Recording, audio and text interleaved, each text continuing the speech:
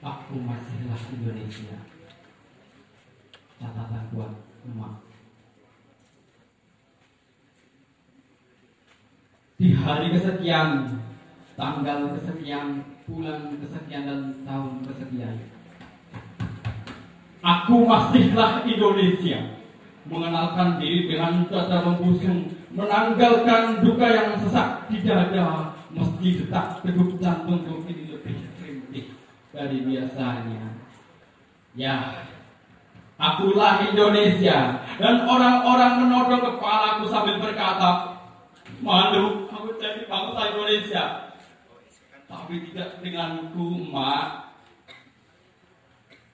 Aku ingat dongeng-dongeng yang kau jadikan pengantar tidurku setiap malam, tentang teriakan-teriakan rakyat pribumi yang mengemis kemerdekaan, tentang air mata yang mengenangi pertiwi, tentang bau anjir darah yang keluar dari tubuh penuh nganga luka. Emak, ceritamu itu membuatku merinding. Betapa besar pengorbanan para leluhur negeri yang telah menuliskan sejarah dengan darah yang mereka sumpat dari urat nadi mereka dalam lembaran-lembaran hari yang penuh nestapa. Emak, ini salah siapa? Jika negeri tak lagi seperti sedia kala.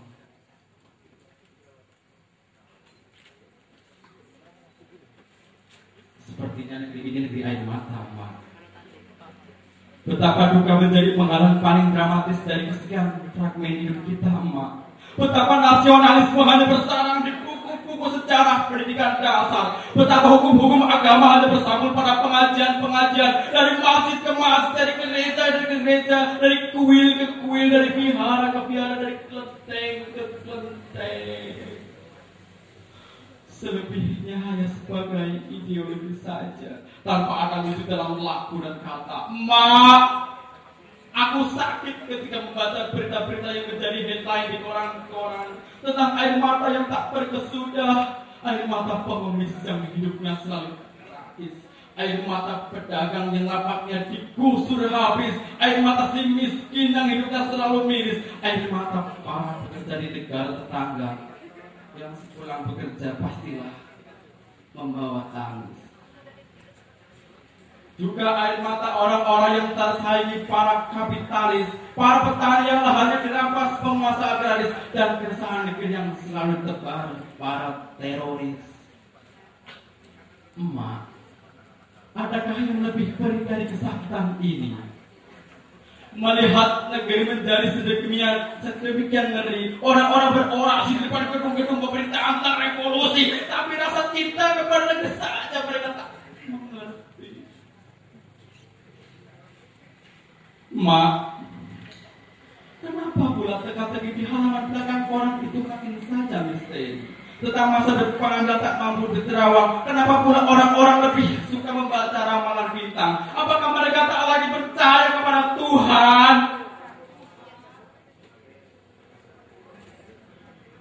Emak, aku merasakan Indonesia seperti anak kecil yang baru belajar menulis, yang hanya memiliki sebuah pensil, lalu ketika ada coretan di lembaran hidupnya maka meminjam penghapus ke sana kemari pada yang lain. Dan jika tulisan itu telah diselesaikannya, ia terbata-bata membacanya.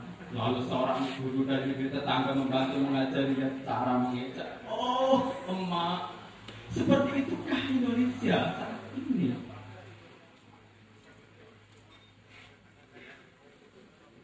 Rumah kita yang beratapkan langit biru menjulang seantara Sabang hingga Merauke, dengan dinding kebudayaan yang amatlah beragam, yang jika ada tetangga kita mengakui memilikinya.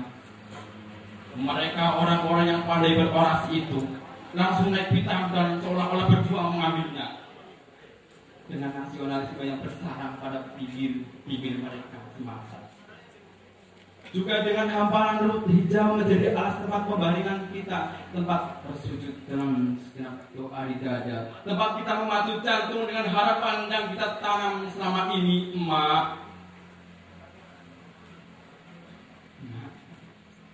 aku ingat pesanmu dulu, Daud, Ketika kita masih bisa mencakuri ladang-ladang kita dengan harapan, menanam biji-biji padi di sawah-sawah di belakang rumah kita dengan doa, yang kiri berdiri bangunan-bangunan tinggi menjulang, mencakar langit hingga menguturkan hujan yang aroma anyir, seperti darah yang perlahan keluar dari nadi-nadi rakyat miskin. Nah, besok tak ada lagi anak-anak yang bercadar yang di sini menerbangkan layang-layang dengan wajah penuh riang, katamu. Dan saat aku bertanya, kenapa, Mak? Kau tak menjawab, hanya kau membelai rambutku dan sesekali gerimis jatuh dari mata salju. Aih, Mak, ataukah ini ucapmu benar-benar nyata? Di hari kesekian, tanggal kesekian, bulan kesekian, dan tahun yang juga masih kesekian, aku masihlah Indonesia, Mak. Jika diperkenankan semesta, maka aku pun akan berteriak, kembalikan Indonesia kepadaku. Sebagaimana yang dikatakan Taufik Ismail dalam puisinya aku baca di buku bahasa Indonesia belasan tahun lalu, Mak. Meski pada akhirnya aku terpojokkan kepada pertanyaan sulit, sebenarnya siapa yang merebut Indonesia dari kita, Mak?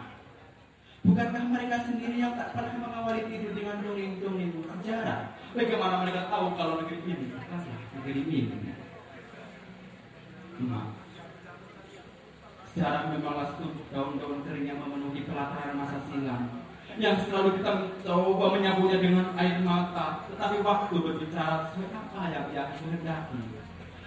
Biarpun berlawanan dengan apa mauku, waktu tetaplah berbicara lantang, hingga pada akhirnya kita terbungkam saat semesta menyatukan sabda, dan kita tak mampu membaca harokat.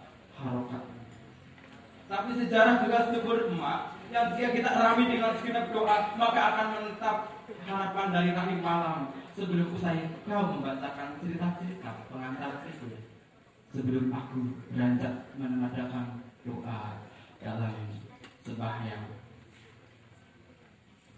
Mak,